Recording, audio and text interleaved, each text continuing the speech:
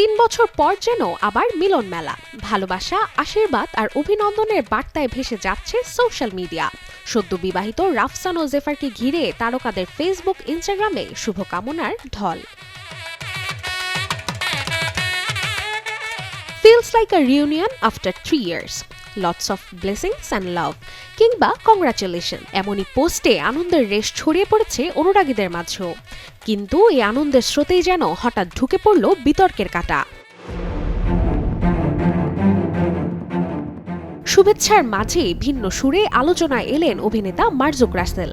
নিজের ফেসবুক পেজে দেয়া একটি পোস্টে মুহূর্তেই নজর কাড়ে নেটিজেনদের।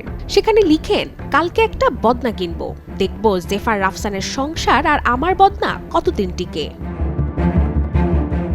ব্যঙ্গাত্মক এই পোস্ট প্রকাশের পরপরই সামাজিক যোগাযোগ মাধ্যমে শুরু হয় তীব্র প্রতিক্রিয়া।